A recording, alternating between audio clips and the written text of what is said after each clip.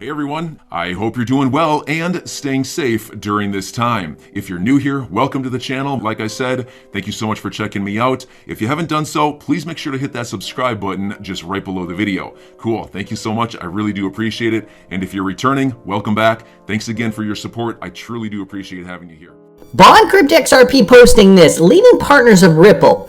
UBS Group AG, a Swiss multinational investment bank and financial services firm that serves in over 50 countries. Okay, let's also make note of this. Credit Suisse cites Ripple as an example technology for banks to cut costs and increase revenue in payments. That was back in August 2016. And so here's the news today with regards to both UBS and Credit Suisse.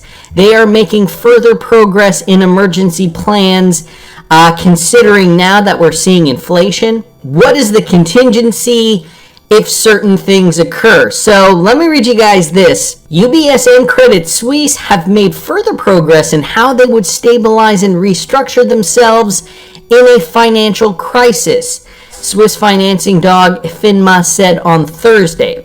Big Swiss banks must demonstrate how they would right themselves in the event of an emergency, or how they can be restructured or liquidated without obstacles while maintaining their systemically important functions in Switzerland. Note that term there, guys, liquidated. Because if this is a financial crisis and if their customers all of a sudden want to take their money out of the bank, well, there's got to be a process in order to liquidate and to be able to fund them. So what are they saying here? FINMA sees further progress in the global resolvability of the large Swiss banks, Credit Suisse and UBS. The watchdog said in a statement, they significantly reduced obstacles to the implementation of the resolution strategy. FINMA also approved the recovery plans of both large banks again. FINMA also continues to view the Swiss emergency plans of Credit Suisse and UBS as effective. Resolvability means creating the conditions for successfully restructuring a systemically important bank in a crisis, or allowing it to exit the market by way of bankruptcy without jeopardizing financial stability. So that's the other thing. If the crap hits the fan, they need an exit strategy, and so by liquidating their assets, there needs to be a smooth transition, and this is all part and parcel of what we're seeing coming down the pipe with this new financial system. I mean, it all comes back to liquidity, being able to transfer value, because in this uncertain time, I think less and less people are going to be parking their money in a bank. I think more people are realizing hard assets, precious metals, and of course cryptocurrencies are going to be the way out of this, are going to be the way that they weather the storm. So that's interesting, and also interesting that they are both Ripple partners, and that these two Swiss banks specifically, are talking about a liquidation strategy. So wanted to thank BondCrypt XRP for posting that. Also saw this guy's from Dennis Porter breaking. U.S. energy giant Exxon, yes, the gasoline company, begins mining Bitcoin with excess gas and plans to expand to multiple states. So what does this mean? ExxonMobil is considering leveraging Bitcoin mining to make even greater profits from excess oil production. The company may take its gas to Bitcoin pilot to multiple countries after already using 18 million cubic feet of gas per month for this purpose. So this is not using gasoline. This is the off-gassing of their production. So there's always energy that is burnt when they are processing raw materials. And so they want to harness, I suppose, that energy and use it for Bitcoin mining.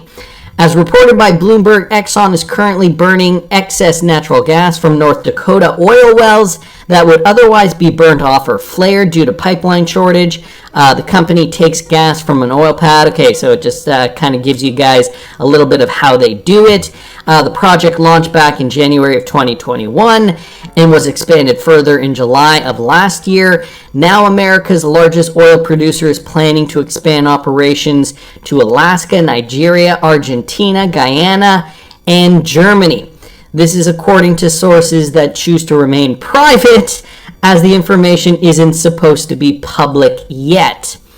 So, isn't that interesting? ExxonMobil Gas looking to all of a sudden break out of their typical revenue stream, which is gas production, and move towards Bitcoin mining using that excess energy. I think that this is a great example of now where we are seeing big companies, mega corporations go because they realize a new energy revolution is coming.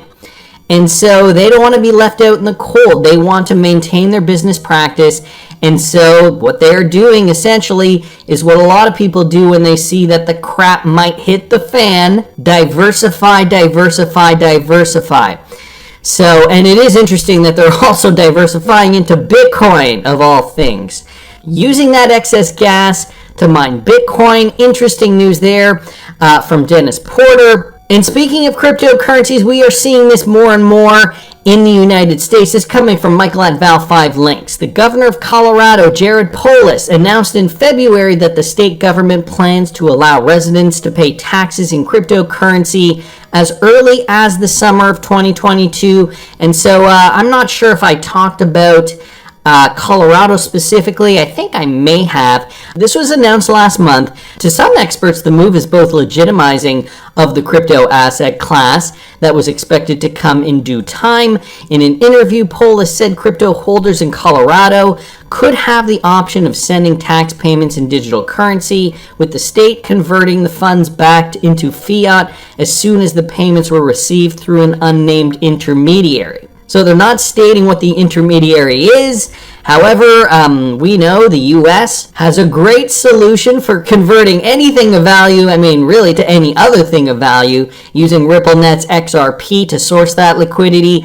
They're not stating how they're going to do it, but Polis added that after the rollout this summer, the state would accept cryptocurrency payments for things as simple as driver's license or hunting licenses within a few months. The governor said that at the time he was not all that concerned about the potential volatility of cryptocurrencies like Bitcoin, given the state does not plan on holding the coins for long. So they are going to be doing that classic thing that Brad Garlinghouse says XRP solves for, because it is so quick, because it can settle in about 3 to 4 seconds. You are not actually exposed to that volatility. And so, I guess at the end of the day, it's going to be up to Colorado, the state government, whether they decide to utilize DLT technology or the XRPL to settle almost instantly. So yeah, that was introduced last month, but we are seeing advancements in this, likely to be a thing in the coming months.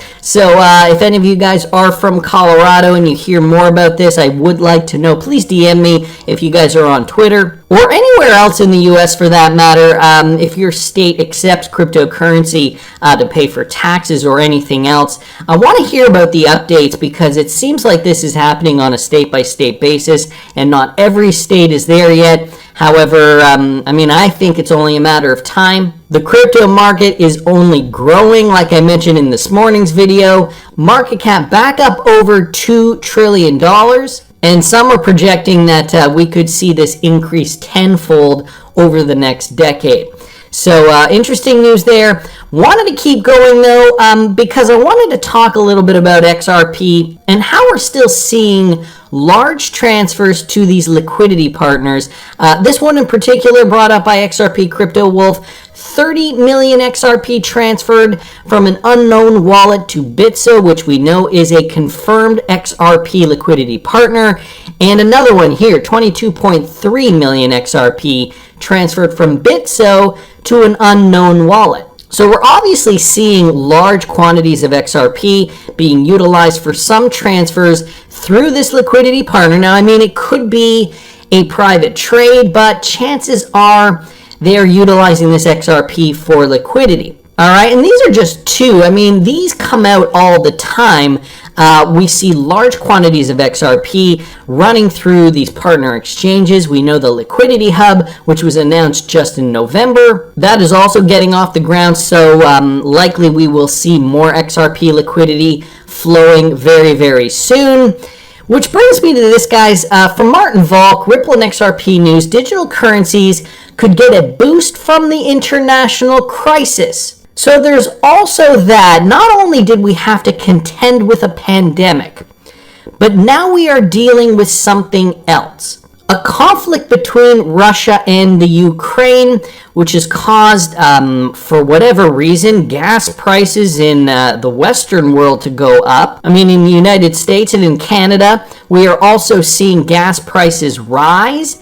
Even though we don't technically use Russian oil, I mean, I could understand maybe for Europe. They are, I think, one of the largest importers of Russian oil. But why are we seeing this? I mean, maybe that's a topic for another video. I guess the fact of the matter remains. Inflation, gasoline, you go to the grocery store and your food is more expensive. And so what's our way out of this? Well, guess who's chimed in on this? BlackRock CEO Larry Fink. BlackRock CEO believes the current crisis, added with growing inflation, would lead to the formation of a global digital payment network. Okay, this is coming from BlackRock, one of the two biggest investment management companies on planet Earth, them and Vanguard. And, okay, so here we go. Larry Fink, the CEO of the world's largest asset management company, BlackRock, believes the ongoing Russia-Ukraine crisis has boosted the case for digital currencies as a tool for settlement for international transactions. In a letter to shareholders, Fink noted that the ongoing war could force nations to reassess their currency dependencies, which eventually would make way for a global digital payment network. Interesting. Is this the same global payment network that we've been talking about for years now? He said the war has put an end to the globalization forces at work for the past 30 years. Fink's observations about a boost in the digital currency market is quite spot on, as trade sanctions on Russia have already led many countries that import oil and gas from there to look for alternative payment networks beyond centralized SWIFT. India is reportedly developing a direct INR payment gateway to buy energy supplies, while discussion about a digital payment network is also on the rise. And guys, here's a quote. A global digital payment system thoughtfully designed can enhance the settlement of international transactions while reducing the risk of money laundering and corruption. So, I mean, whether it is India and China's system or, the one that Russia and China have agreed to work on, it's all going to have to be interoperable. And we know the XRPL, we know RippleNet, they have purposely integrated their DLT platform to be interoperable with all of these different platforms. So Swift, for example, they're interoperable with Swift, and they are likely going to be interoperable with all these other platforms globally. Remember, the ISO 20022 standard. This is what the world is going to be going on, and that process has started. I believe it started this year, and the final goal is to be fully integrated worldwide by the year 2025. According to rumors, Ripple partnered the clearinghouses in talks with Wells Fargo to develop a SWIFT alternative. So here's something else that I should mention from Esoteric XRP. Huge XRP news earlier. I posted a video about a guy who revealed that Wells Fargo has been training on a SWIFT replacement. Now I got an online service agreement update from Wells Fargo talking about real-time payments by clearinghouse, a Ripple partner. So I did report on this a couple of weeks ago, or last week I believe it was. I'm your guy. I will keep you posted. I'm your advocate. I'll be back on a daily basis, usually multiple times per day, with these videos to keep you updated with everything going on. So I hope you enjoyed the video. If you haven't done so, make sure to hit that subscribe button. Feel free to share any of my videos with your friends, family, social media, or anybody who may care to listen. Thanks so much for your continued support. I'm always here for you. I want to help you through this time. So thank you so much for continuing to choose me. Enjoy your day, stay safe, and I'll catch you again probably in a couple hours. Thanks, everybody. See you later.